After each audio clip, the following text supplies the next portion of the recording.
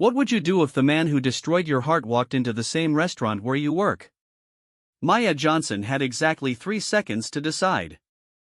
3 seconds before her abusive ex-boyfriend spotted her. 3 seconds before her world could come crashing down. In those 3 seconds, she did something crazy. She sat down on the lap of a complete stranger. A stranger who happened to be one of the richest men in the country. What happened next changed both their lives forever. This is not a fairy tale. This is the true story of how one desperate moment led to an extraordinary love story that nobody saw coming. The rain was falling hard on the streets of Atlanta that October evening. The kind of rain that makes people run for cover. The kind that soaks through your clothes in seconds. Maya Johnson stood at the bus stop, her worn-out umbrella doing almost nothing to keep her dry. She had been standing there for 20 minutes already. The bus was late again. It was always late when she needed it most. Maya was 26 years old. She had smooth dark skin that glowed even in the gray light of the rainy evening. Her hair was pulled back in a neat bun, the way the restaurant required. She was still wearing her work uniform under her thin jacket. Black pants. White shirt. The small apron she had forgotten to take off was getting wet in her bag. She was tired. The kind of tired that goes deep into your bones. She had been working double shifts for 3 weeks straight now. The restaurant where Maya worked was called the Golden Fork. It was not a fancy place, but it was not cheap either. It sat somewhere in the middle. Business people came there for lunch meetings. Families came for special occasions. The tips were decent most days. Maya needed every penny of those tips. She was saving money. She had a plan. She was going to leave Atlanta. She was going to start over somewhere new. Somewhere far away from all the bad memories this city held for her. Maya checked her phone. The bus app said 5 more minutes. She had heard that before. She sighed and shifted her weight from one foot to the other. Her feet hurt. They always hurt after a long shift. She dreamed of a day when she would not have to stand for 8 hours straight. When she would not have to smile at rude customers. When she would not have to pretend everything was fine when it was not. She thought about her apartment. It was small. Just 1 bedroom in a building that had seen better days. But it was hers. Well, it was hers as long as she kept paying rent. The landlord had already warned her about being late last month. She could not afford to be late again. That was why she was working so many shifts. That was why she was so tired all the time. The bus finally came. Maya got on and found a seat near the back. She leaned her head against the cold window and watched the city pass by. The rain made everything look blurry. Like a painting that someone had smeared with their hand. She closed her eyes for just a moment. Just a moment of peace before she got home and had to start thinking about tomorrow. Maya's story really started long before that rainy bus ride. It started in a small town in Georgia called Macon. That was where she grew up. That was where she learned what it meant to struggle. Her mother, Dorothy Johnson, raised 3 children all by herself. Maya was the middle child. She had an older brother named Marcus and a younger sister named Tasha. Their father left when Maya was only 5 years old. She barely remembered him. Just flashes of memory. A deep voice. Large hands. The smell of cigarette smoke.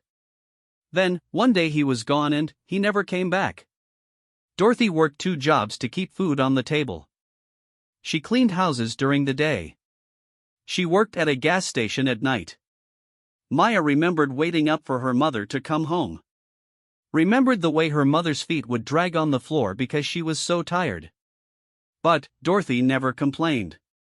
She would kiss each of her children on the forehead and tell them everything was going to be okay. Maya believed her. She had to believe her. School was hard for Maya. Not because she was not smart. She was very smart. Her teachers always said so. But being smart did not make the other kids like you. Maya was quiet. She kept to herself. She did not have nice clothes like the other girls. She did not have the latest toys or gadgets. The other kids noticed. Children can be cruel. They made fun of her worn-out shoes. They laughed at her homemade lunches. Maya learned early how to be invisible. How to walk through life without being noticed. It was safer that way. When Maya was 15, her mother got sick. The doctors said it was her heart. Years of working too hard and worrying too much had taken their toll. Dorothy had to stop working. The bills started piling up. Marcus had already left home by then. He had joined the army right after high school. He sent money when he could, but it was never enough. Maya and Tasha had to step up. Maya got her first job at 16. She worked at a fast food restaurant after school. Every cent she made went to help her mother. Dorothy passed away 2 years later. Maya was 17. It was the worst day of her life. She remembered standing at the grave, holding Tasha's hand. Her sister was only 14.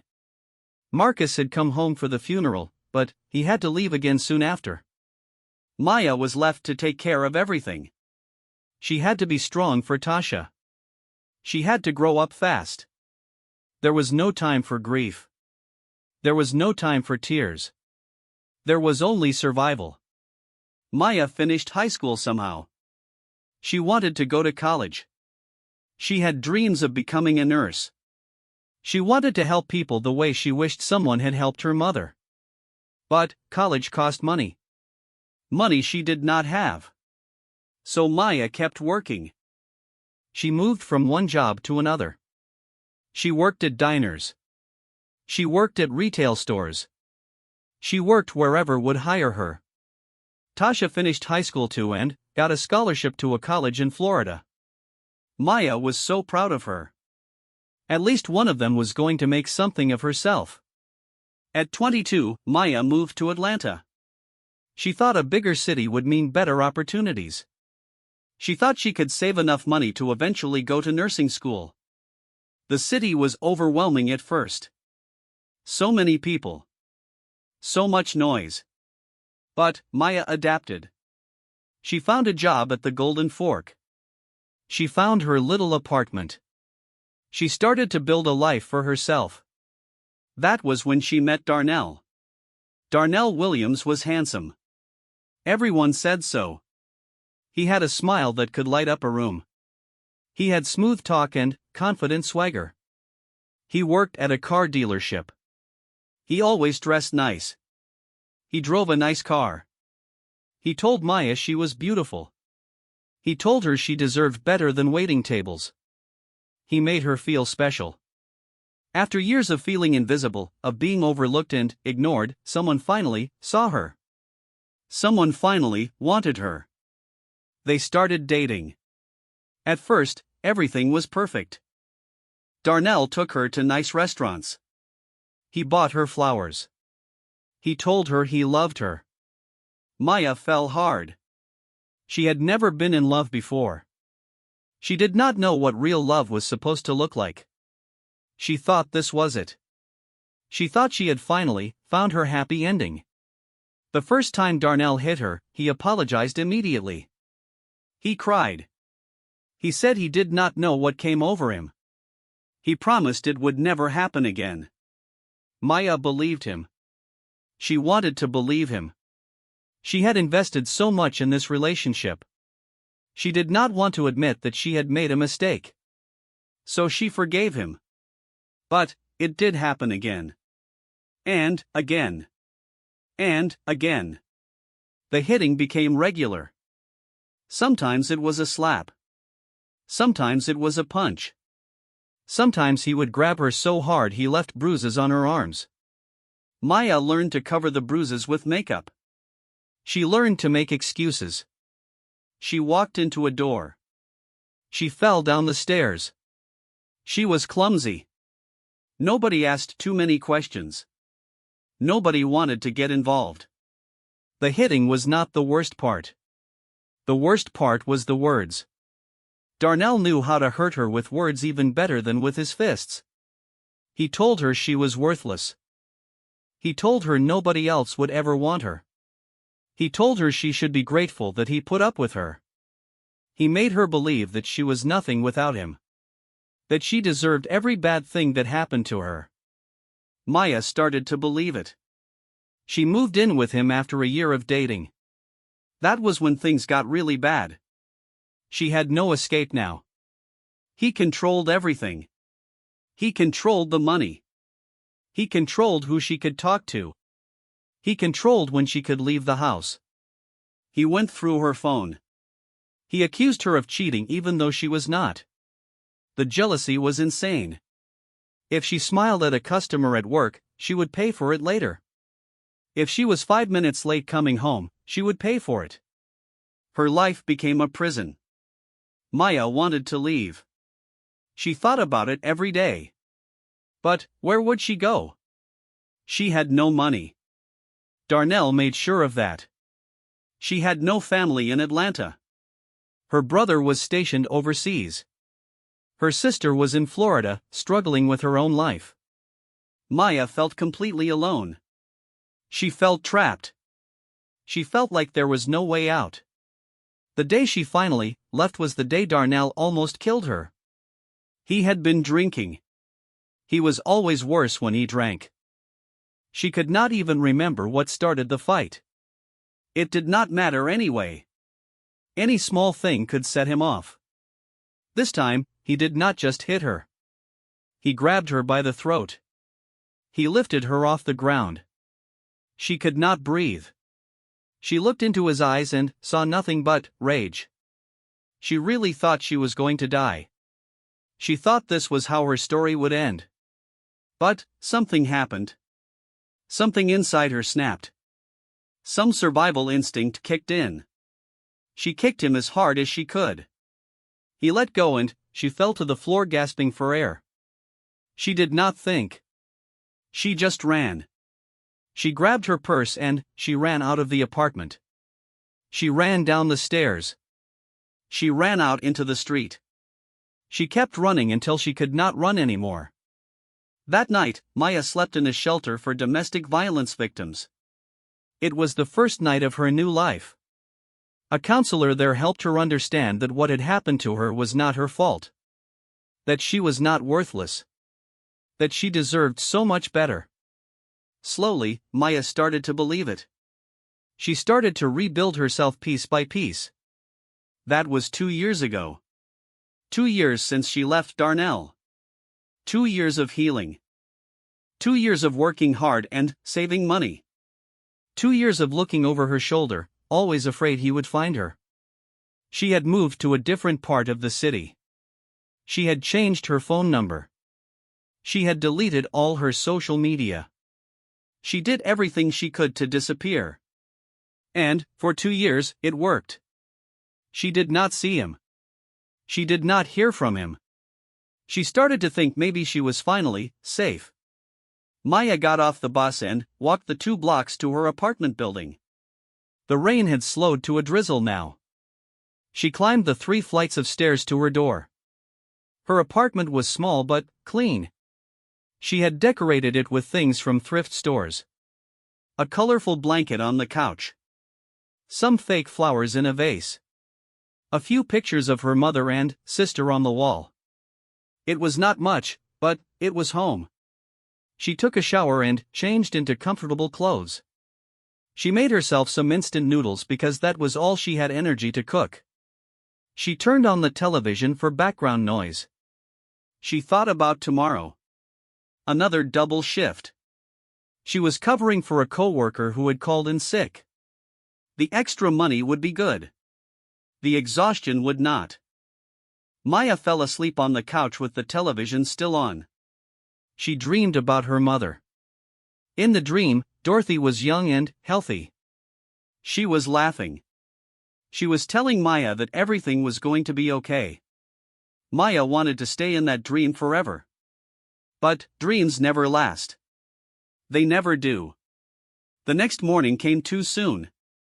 Maya dragged herself out of bed and got ready for work. She put on her uniform. She did her hair. She looked at herself in the mirror. The woman staring back at her looked tired. But there was also something else in those eyes now. Something that had not been there 2 years ago. Strength. Maya had survived things that would have broken most people. She was still standing. That had to count for something. The walk to the Golden Fork was not long. About 15 minutes. Maya liked to walk when the weather was nice. It gave her time to prepare for the day. Time to put on her customer service smile. Time to become the cheerful, friendly waitress everyone expected her to be. Nobody at work knew about her past. Nobody knew about Darnell. She kept that part of her life locked away in a box deep inside her mind. She did not want anyone's pity. She just wanted to be normal. The restaurant was already busy when she arrived. The morning shift was ending and the lunch rush was about to begin. Maya clocked in and checked her section. She would be working the back dining room today. That was good. The back was usually quieter. Easier to manage. The morning went by quickly. Maya fell into the familiar rhythm of work. Take orders. Deliver food. Refill drinks. Collect payments. Smile. Always smile. The customers came and went in a blur. Business people in suits. Young couples on dates. Families with noisy children. Maya treated them all the same. Polite. Professional. Friendly but not too friendly. Around 1 in the afternoon, the lunch rush started to slow down. Maya was clearing a table when her coworker and friend, Jessica, came over to help her. Jessica was a white woman in her early 30s. She had been working at the Golden Fork for almost 5 years. She had taken Maya under her wing when Maya first started. She was the closest thing Maya had to a friend in Atlanta. They did not hang out much outside of work. Maya kept to herself. But, at work, Jessica always had her back. Jessica mentioned that there was a big party coming in that evening. Some business dinner. The restaurant had reserved the large private room in the back. Apparently some important people were coming. The manager had been running around all day making sure everything was perfect. Maya was scheduled to work that section tonight. Maya said that was fine. Big parties meant big tips. She could use the money. She was getting close to her savings goal. Another few months and she would have enough to leave Atlanta. She was thinking about going somewhere new. Maybe somewhere warm. Maybe somewhere by the ocean. She had never seen the ocean before. She thought that would be a nice place to start over. The afternoon passed slowly. Maya took her break in the back storage room. She ate the sandwich she had brought from home. She checked her phone. There was a text from her sister. Tasha was doing well. She had just gotten a promotion at her job. Maya smiled. At least Tasha had made it out. At least one of them was living the life their mother had dreamed for them. Around 6 in the evening, the restaurant started to fill up again for dinner service. Maya was busy setting up the private room for the business party. She put out the nice tablecloths. The fancy glasses. The special candles. She made sure everything was just right. The manager came in and inspected everything. He nodded in approval. Maya felt a small sense of pride. She was good at her job. It might not be her dream job, but she was good at it. The business party started arriving around 7. They were all wearing expensive suits and dresses. Maya recognized the type. Rich people. Powerful people. The kind of people who barely noticed the staff. She preferred it that way. She did not need them to notice her. She just needed them to tip well. Maya was taking drink orders when she heard a commotion at the front of the restaurant. Someone was arguing with the hostess. A loud, angry voice. A voice she recognized. A voice that made her blood run cold. It was Darnell. Maya froze. Her whole body went rigid. She could not move. She could not breathe. It was like being back in that apartment 2 years ago. His hand around her throat. That feeling of absolute terror. It all came rushing back. She peeked around the corner and saw him. He was standing by the hostess stand, demanding to be seated. He was with another woman. Some girl Maya did not recognize. But that did not matter. What mattered was that he was here. In her restaurant. In her safe space. The one place she thought she could escape from the past. Maya's hands started shaking. She had to get out of there. She had to hide. If he saw her, if he recognized her, she did not know what he would do. He was unpredictable. He was dangerous. And, judging by the way he was yelling at the hostess, he had not changed at all in the past 2 years. Jessica appeared at her side. She had seen Maya's face go pale. She asked if everything was okay. Maya whispered that her ex was here. The bad one. Jessica's eyes went wide. Maya had told her a little bit about her past. Not everything. But enough for Jessica to understand.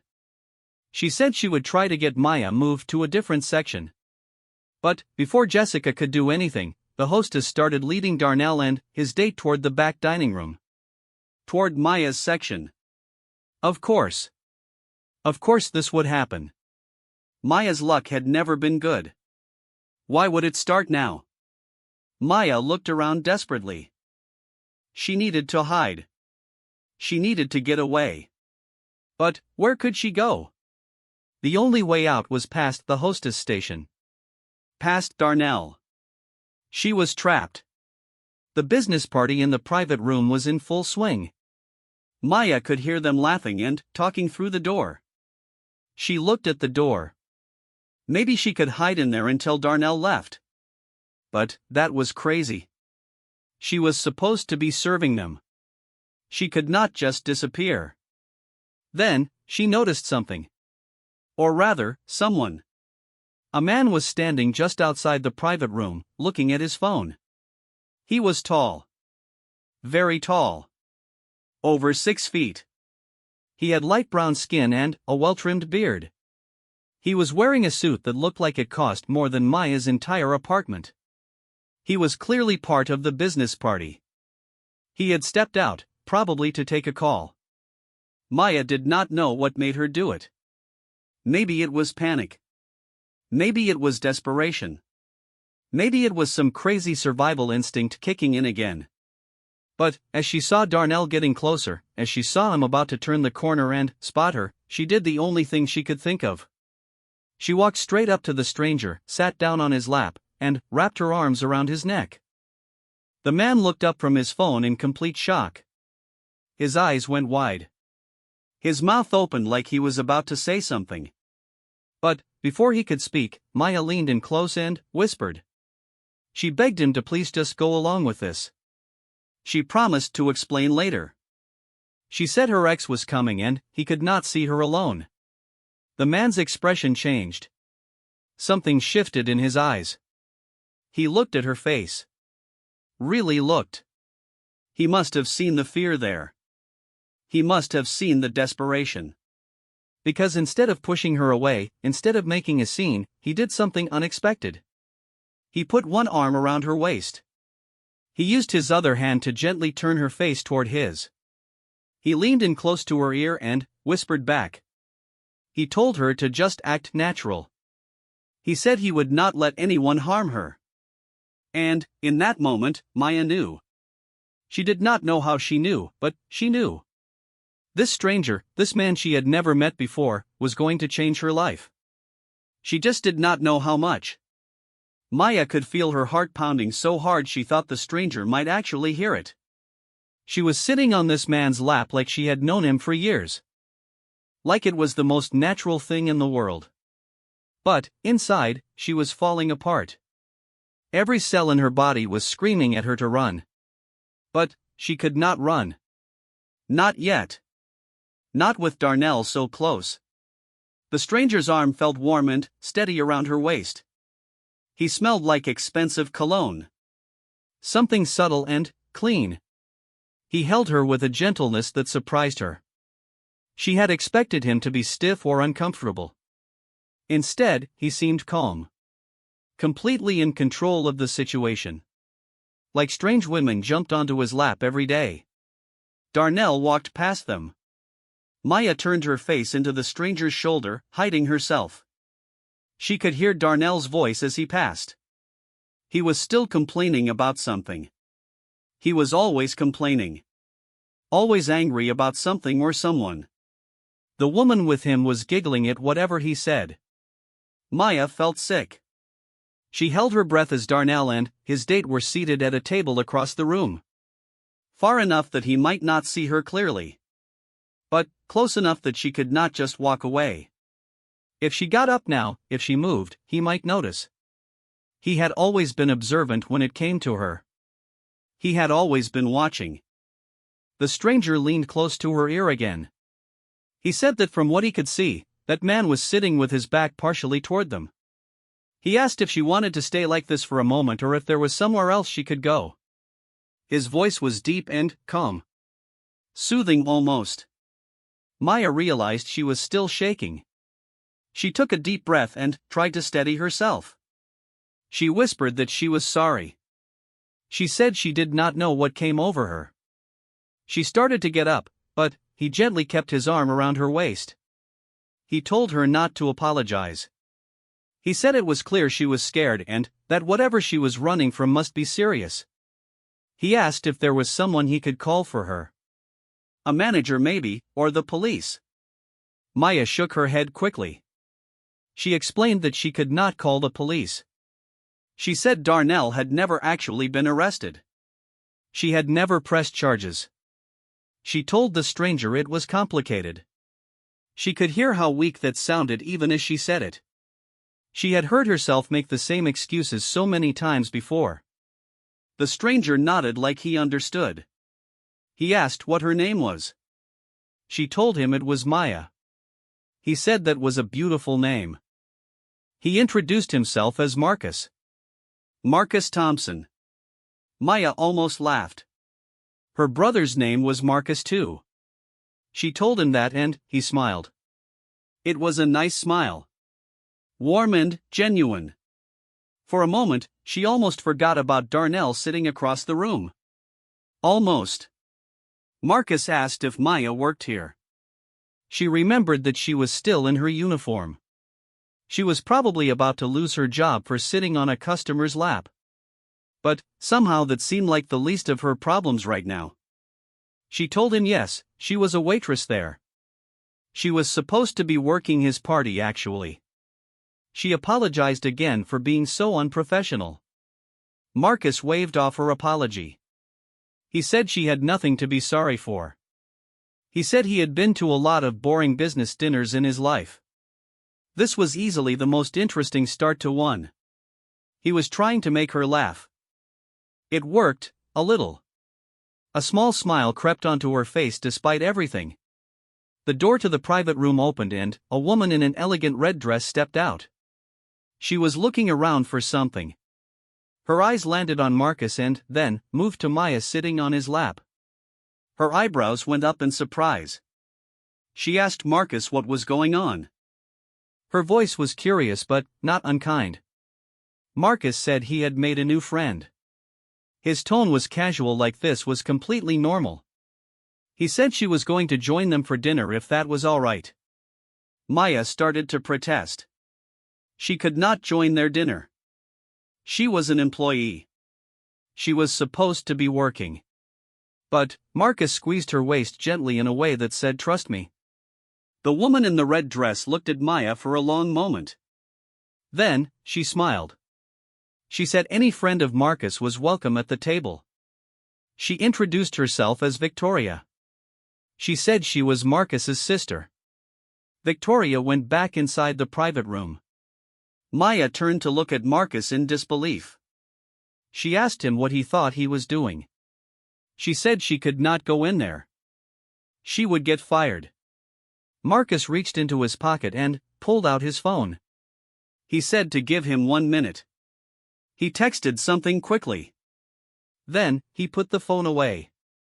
He told Maya that if she wanted to stay safe from the man across the room, the best place for her was in that private room with him. He said Darnell would not be able to get in there. He promised he would take care of everything. Maya wanted to argue. She wanted to explain all the reasons why this was crazy. But, then, she glanced across the room and saw Darnell looking around. His eyes were scanning the restaurant. He was looking for something. Or someone. Her stomach dropped. She said okay. She would go with him. Marcus smiled and stood up, keeping his arm around her in a way that shielded her from Darnell's view. They walked into the private room together. The door closed behind them and Maya felt like she could finally breathe again. The private room was beautiful. It was decorated with dark wood and soft lighting. About 20 people were seated around a long table. They all looked up when Marcus and Maya entered. The conversation died down as everyone stared at them. Victoria was already back in her seat. She caught Maya's eye and gave her an encouraging nod. Marcus led Maya to 2 empty chairs at the head of the table. He pulled out a chair for her like a gentleman. Maya sat down, feeling completely out of place.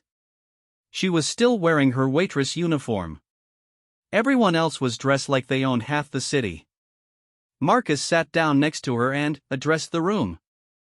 He said he hoped everyone did not mind, but a friend had decided to join them. He introduced Maya and said she would be dining with them tonight. The people around the table exchanged confused glances. But nobody objected. A few of them nodded politely at Maya. She tried to smile back, but she felt like she might throw up. What was happening?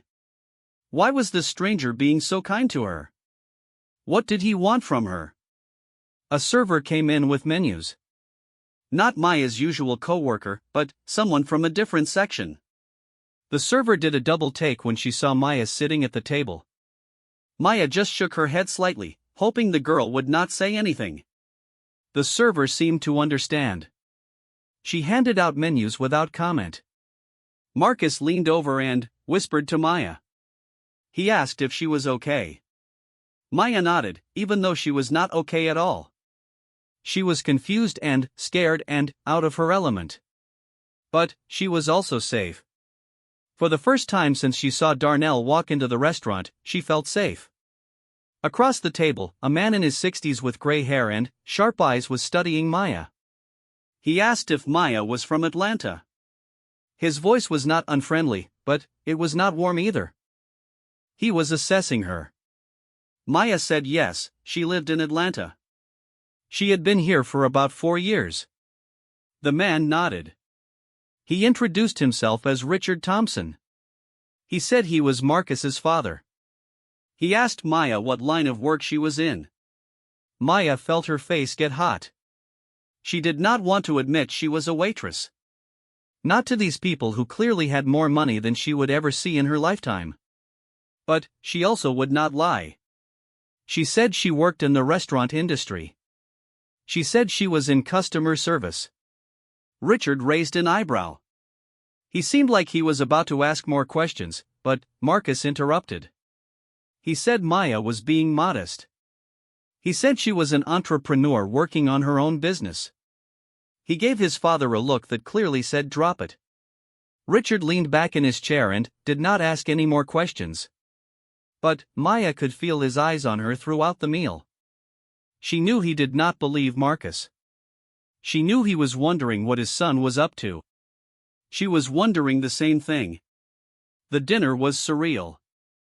Maya sat there while courses of fancy food were brought out.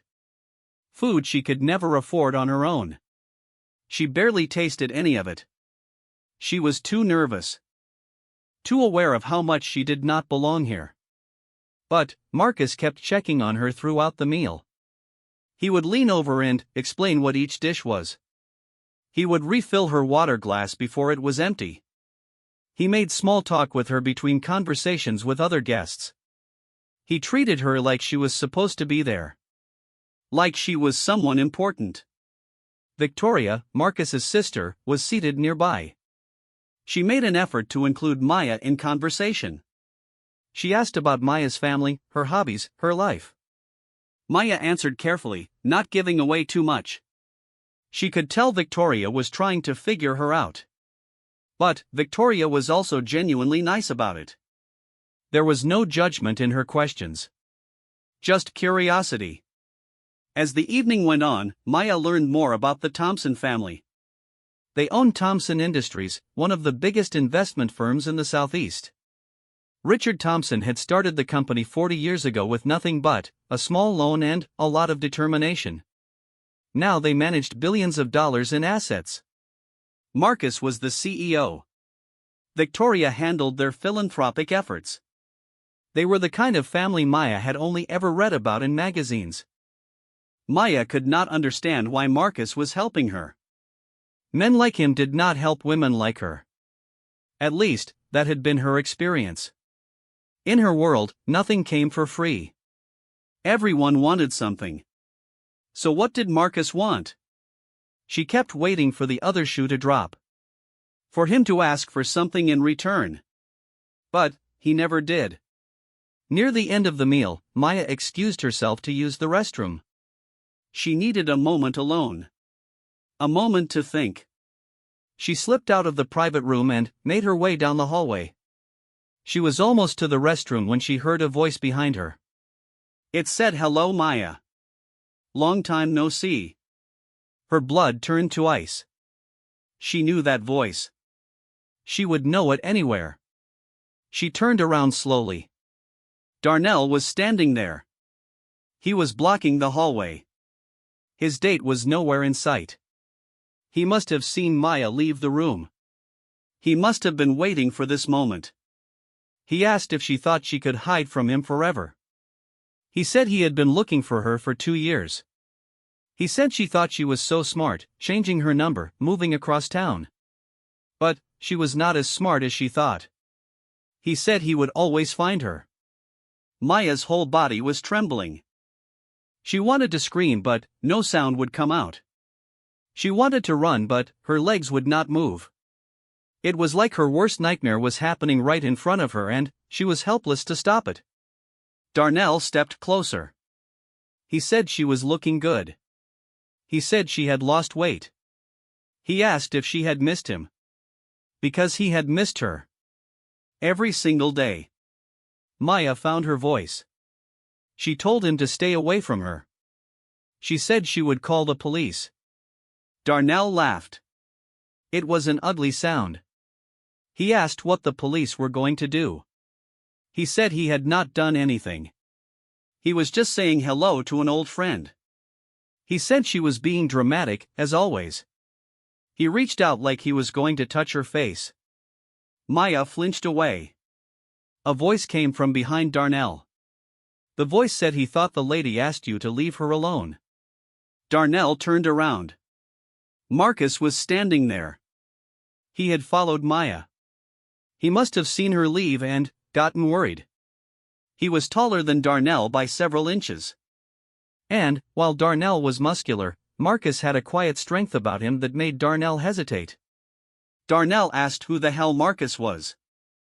Marcus said he was the person who was going to make sure Darnell left this restaurant right now. His voice was calm, but there was steel underneath. This was a man who was used to being obeyed. Darnell laughed again. He asked if Marcus was serious. He said this was between him and his woman. He said it was none of Marcus's business. Marcus stepped forward until he was right in Darnell's face. He said Maya was not his woman. He said Maya was his guest. And he said if Darnell did not leave in the next 30 seconds, he was going to have security remove him. And then, he was going to have his lawyers make sure Darnell regretted ever walking into this restaurant. Something shifted in Darnell's expression. He looked at Marcus more closely. Recognition seemed to dawn. Maya realized Darnell had figured out who Marcus was. Everyone in Atlanta knew the Thompsons. Even Darnell was not stupid enough to mess with someone that powerful. Darnell stepped back. He put his hands up like he was surrendering. He said there was no problem here. He said he was just leaving. But, he looked at Maya as he said it. His eyes promised that this was not over. That he would see her again. He turned and walked away. Maya watched him go. She did not move until he was completely out of sight. Then, her legs gave out. Marcus caught her before she could fall. He held her up, steady and strong. He said it was okay. He said he was gone. She was safe. Maya could not stop shaking. Tears were streaming down her face. She had not cried in so long. She had taught herself not to cry. But, now all the fear and pain she had been holding inside for years came pouring out. Marcus did not say anything. He just held her. He let her cry. He did not try to fix her or tell her to calm down. He just stood there in the hallway of a fancy restaurant, holding a waitress he had met an hour ago, letting her fall apart. When Maya finally stopped crying, she felt empty. Hollow. But, also somehow lighter. Like she had released something that had been poisoning her from the inside. She pulled back from Marcus and wiped her eyes. She apologized. She seemed to be doing a lot of apologizing tonight. She said she did not know what came over her. She said she was not usually like this. Marcus said she had nothing to apologize for. He said that man had clearly hurt her badly. He said she did not have to tell him about it if she did not want to. But, if she ever wanted to talk, he was willing to listen. Maya looked up at him. In the dim light of the hallway, she could see his face clearly. He was handsome. She had noticed that from the beginning. But, there was something else there too. Something in his eyes that spoke of understanding. Of pain. Like he knew what it was like to suffer. Like he knew what it was like to hide your wounds from the world. She asked him why he was being so nice to her. She said he did not even know her. Marcus was quiet for a moment.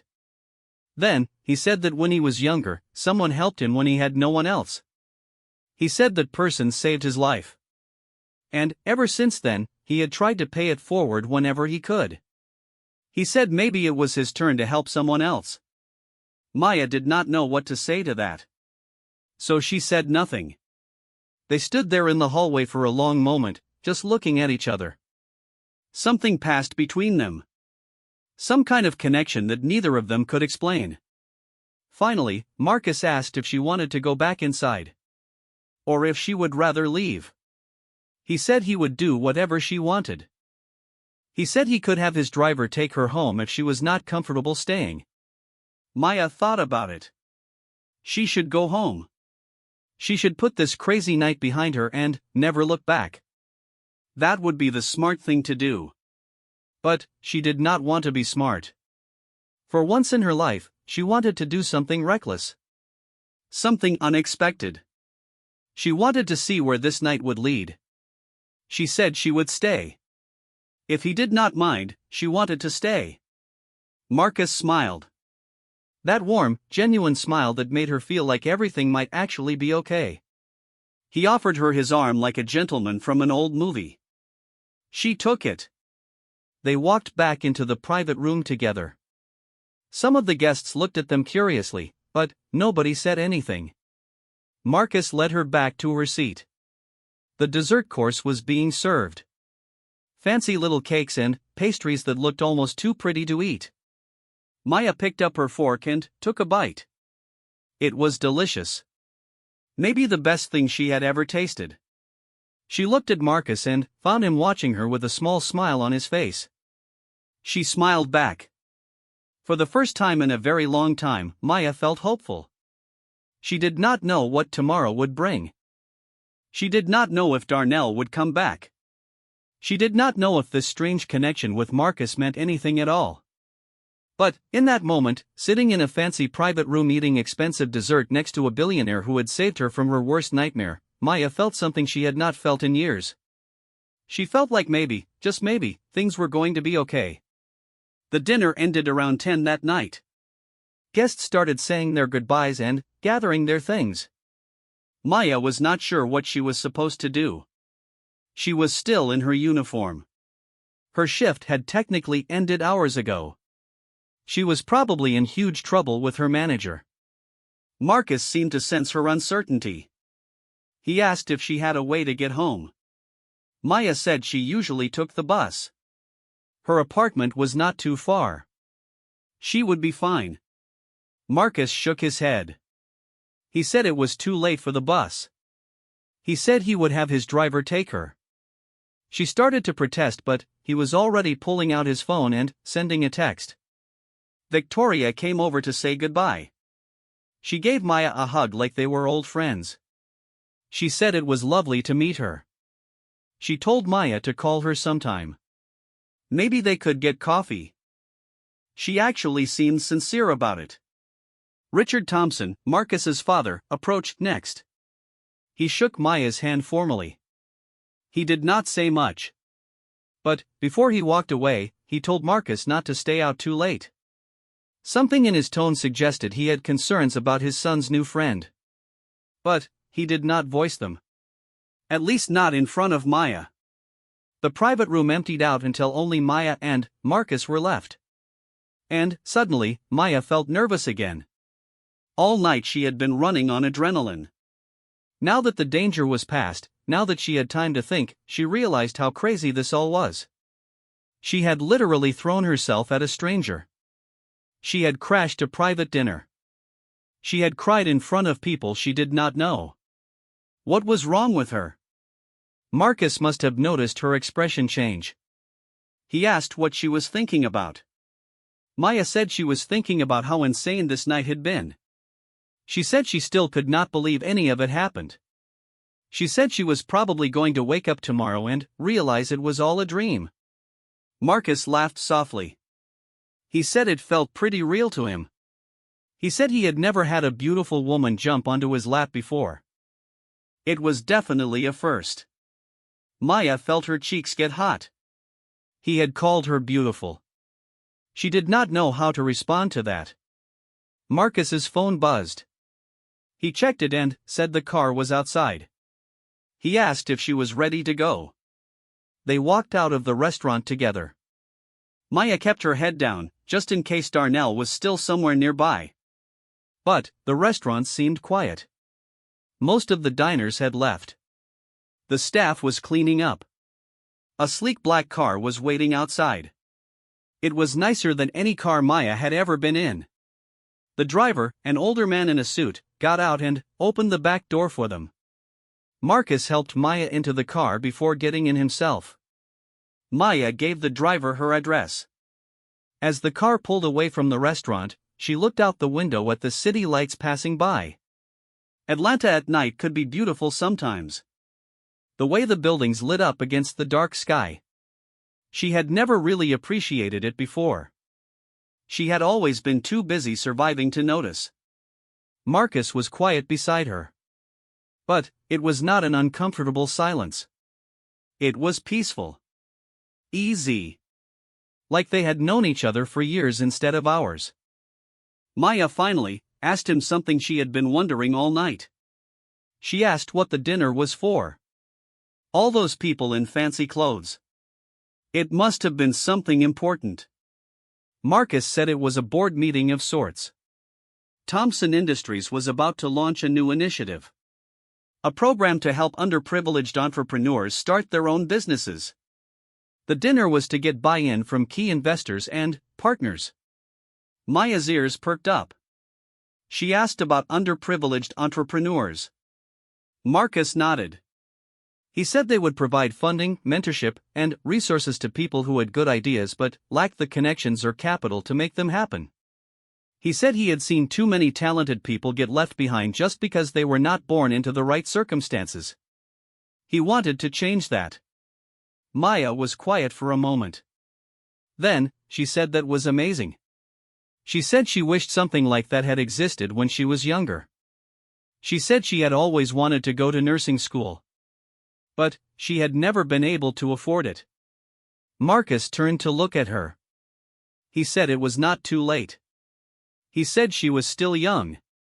She could still go to school if she wanted. Maya shook her head. She said it was more complicated than that. She said she had responsibilities. Bills. A life that did not leave room for dreams anymore. Marcus did not push her. But there was something in his expression that suggested he did not agree with her. That he thought she was selling herself short. The car pulled up in front of Maya's apartment building. It was not impressive compared to the places Marcus probably lived. The paint was peeling. The front steps were cracked. A few windows were boarded up. Maya felt embarrassed. She had not thought about what it would look like bringing someone like Marcus here. But if Marcus was bothered by the neighborhood, he did not show it. He got out of the car and walked her to the front door. Like this was a normal date and not the strangest night of her life. They stood on the steps facing each other. Maya did not know what to say. Thank you seemed inadequate after everything he had done for her. But it was all she had. She told him thank you. For everything. She said he did not have to do any of it. But she was glad he did. Marcus smiled. He said he was glad too. He said he hoped she would be okay. He said if that man ever bothered her again, she should call him. He pulled out a business card and handed it to her. His personal cell phone was written on the back in neat handwriting. Maya looked at the card. Marcus Thompson, CEO. Thompson Industries. This was real. This man, this billionaire, was giving her his personal phone number. She still could not quite believe it. She asked if she would ever see him again. Marcus looked at her for a long moment. The streetlight cast shadows across his face. He said he hoped so. He said something told him this was not goodbye. Just the beginning. Then, he did something that surprised them both. He leaned in and kissed her cheek. Soft. Gentle. Like a promise. He pulled back and smiled. He told her to get some sleep. He said she had a big day tomorrow. Maya was confused. She asked what he meant by a big day. Marcus was already walking back to the car. He called over his shoulder that she would see. He got in the car and it drove away. The taillights disappeared around the corner. Maya stood on her front steps for a long time after the car was gone. She held his business card in her hand. She touched her cheek where he had kissed her. It still felt warm. She went inside and climbed the stairs to her apartment. Everything looked the same as when she left that morning. But somehow it all felt different. She felt different. Maya went to bed that night not knowing what tomorrow would bring. But, for the first time in years, she was actually looking forward to finding out. She fell asleep still holding Marcus's business card. And she dreamed of possibilities she had long given up on. Maya woke up the next morning to the sound of her phone buzzing. She reached for it with her eyes still half closed. She had slept better than she had in months. Deep sleep with no nightmares. That was rare for her. Usually she woke up several times during the night, her mind replaying old traumas. But last night was different. She looked at her phone and saw a text from an unknown number. The message was simple. It said good morning and asked how she was feeling. Then, it said this was Marcus and asked if she remembered him. Maya sat up in bed, suddenly, wide awake. She remembered. Of course she remembered. How could she forget the strangest and most wonderful night of her life? She saved his number to her contacts and texted back.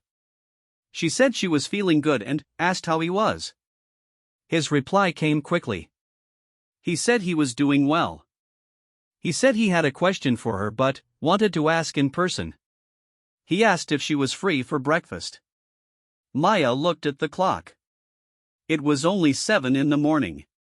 She did not have to work until the evening shift today. She had the whole morning free. She texted back that she was free. She asked where he wanted to meet. He said he would pick her up in an hour if that was okay. Maya jumped out of bed in a panic. An hour was not enough time. She needed to shower. She needed to do her hair. She needed to find something to wear that was not her waitress uniform or her old sweatpants. This was a billionaire she was meeting. She could not show up looking like she had just rolled out of bed. She rushed through her morning routine. She took the fastest shower of her life. She put on the nicest outfit she owned, a simple blue dress she had bought at a thrift store last year. She had never had a reason to wear it before. She did her makeup carefully. Not too much. Just enough to look put together. She spent extra time on her hair, taking it out of its usual bun and letting it fall in soft waves around her shoulders. By the time Marcus's car pulled up outside her building, Maya was ready. She was also nervous. More nervous than she had been for anything in a long time. She checked her reflection one more time in the small mirror by the door. Then, she went outside. Marcus was leaning against the car waiting for her. He was dressed more casually today. Dark jeans and a button-down shirt. He looked good. Really good. When he saw her, his face lit up with a smile. He said she looked beautiful. Maya felt her cheeks get warm. She said thank you. She said he looked nice too. He opened the car door for her and she got in. The driver from last night was behind the wheel again. He nodded politely at Maya in the rearview mirror. Marcus got in beside her and the car started moving. Maya asked where they were going. Marcus said it was a surprise. But he promised she would like it. Maya was not used to surprises. In her experience, surprises were usually bad. Someone showing up unannounced. An unexpected bill. A door slamming in the middle of the night. But something about Marcus made her want to trust him. So she did not push for more information. She just sat back and watched the city pass by outside the window. They drove for about 20 minutes. The neighborhoods changed as they moved from Maya's working class area into the wealthier parts of Atlanta. The houses got bigger. The cars got nicer. The streets got cleaner. It was like entering a different world. The car finally stopped in front of a large building with a modern glass facade. Maya did not recognize it. She asked Marcus what this place was. Marcus said it was the headquarters of Thompson Industries. He said this was where he worked. He said he wanted to show her something. They got out of the car and walked inside. The lobby was impressive. High ceilings. Marble floors. A waterfall feature in the center. People in business attire walked past, nodding respectfully at Marcus. Everyone seemed to know who he was. Marcus led Maya to a private elevator. He pressed his hand against a scanner and the doors opened. They stepped inside and the elevator began to rise. Maya watched the numbers climb. They were going to the top floor. The elevator opened onto a large open office space. It was nothing like Maya had expected. She had imagined stuffy offices with dark furniture. Instead, this was bright and modern. Plants everywhere. People working at shared tables. A coffee bar in the corner. It felt more like a creative studio than a corporate office. Marcus walked her through the space, explaining different departments as they passed. This was where their analysts worked. That was where the legal team sat. Over there was the marketing department. Everyone greeted Marcus warmly as they passed. And they were friendly to Maya too, even though they clearly had no idea who she was. Finally, they reached a set of glass doors at the back of the space. A sign on the door read Thompson Foundation. Marcus opened the doors and they stepped inside. This area was different from the rest of the office. Quieter. More intimate. Photos lined the walls. Photos of people cutting ribbons at new businesses. Photos of graduation ceremonies. Photos of smiling families receiving keys to new homes. Marcus explained that this was the charitable arm of Thompson Industries. They funded education programs, small business grants, housing initiatives. All kinds of projects aimed at helping people who were struggling to get ahead. Maya looked at the photos. These were real people whose lives had been changed. People who had been given chances they never thought they would have. People like her. She asked why Marcus was showing her all of this. Marcus stopped walking. He turned to face her. He said he wanted to offer her a job. Maya was stunned. She asked what kind of job. Marcus said the foundation was looking for a community outreach coordinator. Someone who could connect with people who needed help. Someone who understood what it was like to struggle. Someone who could relate to the communities they were trying to serve. He said when he met Maya last night, he saw something in her. A strength. A resilience. He said she had been through things that would have broken most people. But she was still standing. Still fighting. He said she had exactly the kind of perspective they needed. Maya did not know what to say. This was crazy. She was a waitress. She had no college degree. She had no experience in business or charity work. She had nothing to offer a company like this. She told Marcus he must be joking. She said she was not qualified for something like that. Marcus shook his head. He said qualifications were just words on paper. He said what mattered was heart. And she had plenty of that. Maya still hesitated. This was too good to be true. Things like this did not happen to people like her. There had to be a catch. There was always a catch. She asked Marcus what he wanted from her. Really? She said nobody did things like this for free.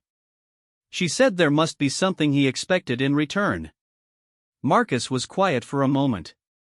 Then, he sat down on a nearby couch and patted the seat beside him. Maya sat down slowly, keeping some distance between them. Marcus said he would be completely honest with her. He said when she sat on his lap last night, something happened. Something he could not explain. He said he looked into her eyes and felt a connection. A recognition. Like they had known each other in another life. He said he was not trying to buy her affection. He was not expecting anything romantic in return for this job offer. If she wanted to keep things purely professional, he would respect that completely. But he would be lying if he said he did not hope for more eventually.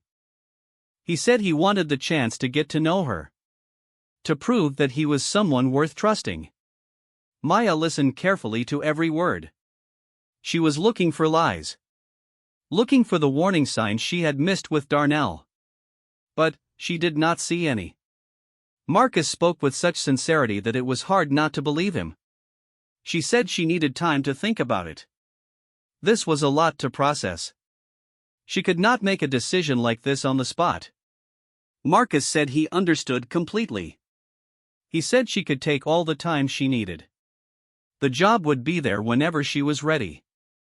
He handed her a folder with more information about the position. Salary. Benefits. Job description. It was all there in black and white. Maya looked at the numbers and her eyes went wide. The salary was more than 3 times what she made at the restaurant. Plus health insurance. Paid vacation. Retirement benefits. Things she had never had in her entire working life. They had breakfast at the building's executive cafeteria. It was not fancy, just simple food served in a comfortable setting. But Maya appreciated that. She would have felt out of place somewhere too formal. Marcus seemed to understand that about her. Over eggs and toast, they talked. Really talked. Marcus told her about his childhood. How his parents had divorced when he was young. How his father had thrown himself into work and was rarely around. How his mother had struggled with depression. How Marcus had felt lost and alone for most of his teenage years. Maya was surprised. She had assumed someone like Marcus had lived a perfect life. All that money. All that privilege. But Payne did not care how much was in your bank account. Payne found everyone eventually. She found herself opening up too. She told him about her mother. About losing her at 17. About having to raise her sister. About working dead-end jobs just to survive. She even told him about Darnell. The whole ugly story from beginning to end. How they met. How things changed. How she finally got away. Marcus listened without interrupting. His expression darkened when she talked about the abuse. His hands clenched into fists under the table. But he did not explode with anger or make dramatic promises of revenge. He just sat there and listened and made her feel heard. When she finished, he reached across the table and took her hand. He said he was sorry she had gone through all of that. He said she deserved so much better. He said he hoped that whoever she ended up with someday would understand how precious she was. Maya felt tears threatening again. She had cried more in the last 24 hours than she had in the past 2 years. Something about Marcus just made her walls come down. She did not know if that was a good thing or a dangerous thing. After breakfast, Marcus drove her home. The car ride was quiet but comfortable. Maya's mind was spinning with everything that had happened. The job offer. The conversation. The way Marcus looked at her like she was something special. When they reached her building, Marcus walked her to the door again. He asked if she had plans that evening. She said she had to work. Her shift started at 5. Marcus nodded. He said he understood. But he asked if maybe after her shift she would like to get coffee. Or dinner. Or just take a walk. He said he just wanted to spend more time with her if she was willing. Maya said yes before she could overthink it. She said she would text him when she got off work. Marcus smiled that smile of his. The one that made her feel like the world might actually be a good place. He said he looked forward to it. He kissed her cheek again like he had the night before. Then, he left. Maya went inside and sat on her couch for a long time. She looked at the folder Marcus had given her. The job information. The salary numbers. It did not seem real. None of this seemed real. She called her sister Tasha. She needed to talk to someone. She needed to make sense of what was happening. Tasha answered on the 3rd ring. Her voice was cheerful as always. She asked what was up. Maya told her everything. The whole story from the moment Darnell walked into the restaurant to Marcus kissing her on the cheek that morning. She talked for almost an hour straight. Tasha listened in stunned silence. When Maya finally stopped talking, Tasha was quiet for a moment. Then, she said 2 words. Go for it. Maya asked what she meant. Tasha said Maya had been playing it safe her whole life. Working jobs she hated. Living in fear. Never taking risks. And where had that gotten her? Nowhere. She said this Marcus guy sounded genuine. She said the job offer was incredible. She said Maya would be crazy not to take this chance. Maya said she was scared. What if it was all too good to be true? What if Marcus turned out to be just like Darnell? What if she got hurt again? Tasha said of course she was scared. She said after what she had been through, she had every right to be scared. But, she said Maya could not let fear control her forever. At some point she had to take a leap of faith. This seemed like a pretty good leap. Maya thought about it. She thought about her mother who had worked herself to death for her children. She thought about all the sacrifices she had made just to survive. She thought about the dreams she had given up on long ago. Maybe Tasha was right. Maybe it was time to stop surviving and start living. Maya went to work that afternoon with a new sense of purpose. The golden fork looked different to her now. The same tables. The same customers. The same routine she had followed for years. But she saw it through new eyes. This was not her forever anymore. This was just a stop on the way to something better. Her manager pulled her aside before her shift started. He said he had heard about what happened the night before. About her sitting with the private party. About disappearing from her station. He said normally that would be grounds for firing. Maya braced herself for the worst. But, then, her manager smiled. He said he had also gotten a phone call that morning from Marcus Thompson himself. Marcus had explained the situation. He had told the manager that Maya was helping him with something important. He had actually complimented Maya's professionalism and suggested she deserved a promotion. The manager said he did not know what Maya's connection to the Thompsons was. But, if someone that powerful was vouching for her, he was not about to ask questions. He said she was not in trouble. In fact, he was giving her the best section for the night. Maya thanked him and went to work. She could not believe Marcus had called her manager. He was protecting her even when she did not know it. Looking out for her in ways she was not used to anyone looking out for her. The shift went by quickly. Maya was in a better mood than usual. She smiled more. She connected with her customers. Her tips were excellent. One regular even commented that something was different about her. She seemed to be glowing. At 11 that night, Maya clocked out. She pulled out her phone and texted Marcus. She said she was done with work. She asked if he was still awake. He replied immediately. He said he was always awake when she texted. He asked where she wanted to go. Maya thought about it. She did not want anything fancy. She did not want another reminder of how different their worlds were. She texted back and asked if he liked diners. Real ones. With sticky menus and bottomless coffee. His response made her laugh out loud. He said those were his favorite. 30 minutes later, they were sitting in a booth at a 24-hour diner called Pete's Place. It was exactly as Maya had described. Sticky menus. Bottomless coffee. Worn vinyl seats that had seen better days. The fluorescent lights buzzed overhead. A jukebox in the corner played old country songs. Maya watched Marcus's face as he looked around. She wondered if he was uncomfortable. If he was judging.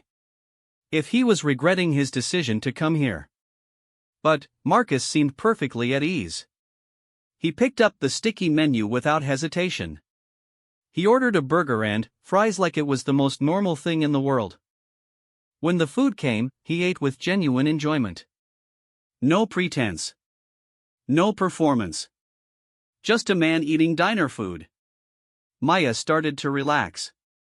Maybe Marcus was not as different from her as she thought. Maybe having money did not automatically make someone fake or superior. Maybe he was just a person. A person who happened to have a lot of money.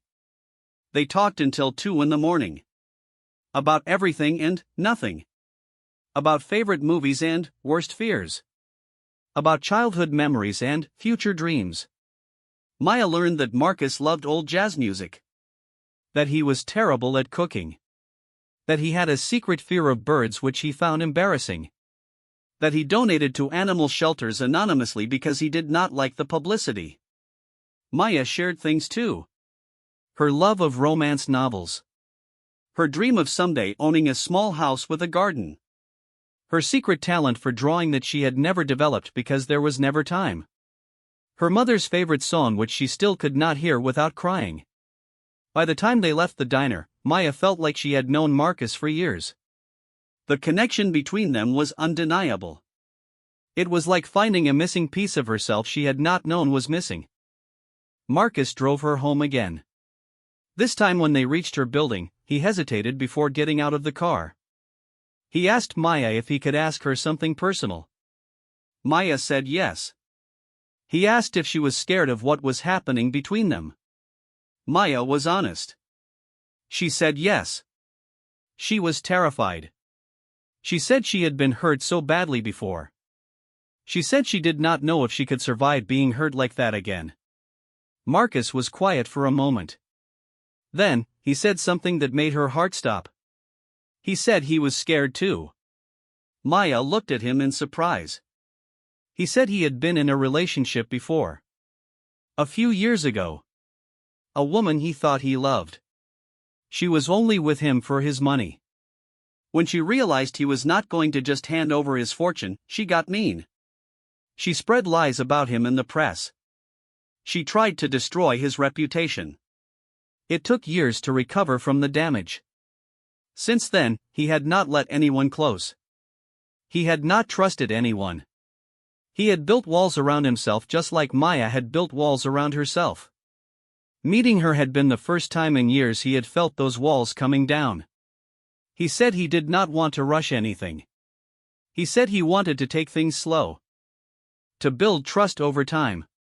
To prove that he was worth the risk. He said he was willing to wait as long as she needed. Maya felt something shift inside her. All her fears were still there. All her doubts. But there was also something new. A tiny seed of hope. Maybe it was possible to trust again. Maybe not all men were like Darnell. Maybe she could find happiness after all. She reached over and took Marcus's hand. She said she wanted to try. She said she could not promise anything. But she wanted to try. Marcus squeezed her hand. His eyes were bright. He said that was all he could ask for. He walked her to her door for the third time. But, this time, before he kissed her cheek, he paused. He looked into her eyes. He asked if it would be okay if he kissed her properly. Maya's heart was pounding. She nodded. He leaned in slowly, giving her every chance to pull away. She did not pull away. Their lips met. It was soft at first. Gentle. Testing. Then, it deepened into something more. Something that made Maya forget about everything else in the world. When they finally pulled apart, they were both breathing hard. Marcus rested his forehead against hers. He whispered that he had wanted to do that since the moment she sat on his lap. Maya laughed. She said she had been too terrified to think about kissing anyone at that moment. Marcus smiled. He said he was glad she was not terrified anymore. They said goodnight. Maya went inside and closed the door behind her. She leaned against it with a huge smile on her face. Her lips were still tingling from the kiss. Her heart was still racing. For the first time in as long as she could remember, Maya went to bed feeling genuinely happy. Not just okay. Not just surviving. Actually happy. Things were going to change. She could feel it. And, this time, she was ready. 3 months had passed since that fateful night at the Golden Fork. 3 months since Maya sat on a stranger's lap and changed the course of her life. So much had happened in those 3 months that sometimes Maya had to pinch herself to make sure she was not dreaming. She had taken the job at Thompson Foundation. It had been the hardest decision of her life. Walking away from the safety of what she knew. Stepping into a world that was completely foreign to her. But she had done it. And it turned out to be the best decision she had ever made. The work was challenging but meaningful. Maya spent her days meeting with community members. She helped identify people who needed support. She connected them with the foundation's programs. Education assistance. Housing help. Small business loans. She saw firsthand how lives could be transformed when someone was given a chance. Her supervisor was a woman named Patricia who had been with the foundation for 15 years. Patricia was tough but fair. She pushed Maya to learn quickly but also protected her when she made mistakes. Maya respected her deeply. For the first time in her career, she had a boss who actually cared about her development. The other staff members were welcoming too. They did not treat Maya like an outsider even though she knew some of them must have wondered about her connection to the CEO. If anyone gossiped about her relationship with Marcus, they did not do it where she could hear. She was grateful for that. Things with Marcus had been progressing slowly but steadily. True to his word, he was patient. He did not push for more than she was ready to give. They went on dates when their schedules allowed. Dinners. Movies. Long walks through the park. Sometimes they just sat in his car talking for hours about nothing important. The more time Maya spent with Marcus, the more she saw who he really was. Not the image in business magazines. Not the billionaire everyone thought they knew. The real Marcus. The one who got nervous before public speaking even though he did it all the time. The one who still missed his mother who had passed away 5 years ago. The one who sometimes doubted whether he deserved his success. Maya shared her own truths too. She told him about the shame she still carried from her years with Darnell. The way she sometimes blamed herself even though she knew it was not her fault. The nightmares that still came occasionally. The fear that crept up when she least expected it. Marcus listened to everything without judgment. He never told her to just get over it. He never made her feel weak for struggling. He just held her and reminded her that healing takes time. That she was stronger than she knew. Victoria had become Maya's friend. Marcus's sister was nothing like what Maya had expected from a billionaire's daughter. She was down to earth and funny. She worked hard and took her philanthropic work seriously. She invited Maya to lunch regularly. They talked about everything from relationship advice to book recommendations. Even Richard Thompson had warmed up to Maya. It had taken time. The first few family dinners were awkward. Richard clearly had concerns about this unknown woman who had appeared out of nowhere in his son's life. But Maya did not try to impress him or win him over. She just was herself. Eventually Richard started to see what Marcus saw in her. Maya still kept in touch with Jessica from the restaurant. They had coffee together once a week. Jessica was thrilled about everything that had happened. She kept joking that Maya was living a real-life Cinderella story. Maya always rolled her eyes at that. But, secretly she sometimes thought the same thing. Her sister Tasha visited for a week in November. Maya was nervous about Tasha meeting Marcus. She valued her sister's opinion more than anyone's. If Tasha did not approve, Maya did not know what she would do. She should not have worried. Tasha and Marcus hit it off immediately. They had the same sense of humor. They both loved to tease Maya about her habits. By the end of the visit, they were like old friends. When Tasha left, she hugged Maya tight and whispered that she was happy for her. That was all Maya needed to hear. Work kept Maya busy. The foundation was launching a new program aimed at single mothers trying to get their GED while working. It was close to Maya's heart. She threw herself into the project completely. She worked long hours. She personally reached out to community organizations. She made sure every detail was perfect. Marcus noticed how hard she was working. He told her he was proud of her. But he also reminded her to take care of herself. To not lose herself in the work the way she had seen so many people do. Maya appreciated his concern. She tried to find balance even when it was hard. One evening in early December, Marcus took Maya to a fancy restaurant downtown.